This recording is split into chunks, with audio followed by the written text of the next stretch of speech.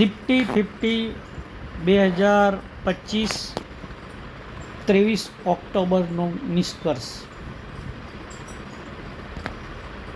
23 ઓક્ટોબરે જોઈ શકો છો કે સવારે લગભગ 185 પોઈન્ટ જેટલું ગેપ અપ ઓપન થયા પછી માર્કેટ સતત એક સાઇડવેઝ ચાલ્યું અને ત્યાર પછી લગભગ 12:45 પછી એ સતત ડાઉન ટ્રેડ કરી અને જે એક રેઝિસ્ટન્સ લેવલ સુધી પહોંચી અને અત્યારે જે ઇચીમોકુ ક્લાઉડનું આપણે લર્નિંગ કરી રહ્યા છીએ તે મુજબ જે ક્લાઉડ હેલ્ધીમાંથી નાનું થઈ અનહેલ્ધી થઈ અને એક 3:28 વાગે એક પોઝિટિવ કેન્ડલ બનાવી અને ત્યાંથી એ હવે માર્કેટ બંધ થશે.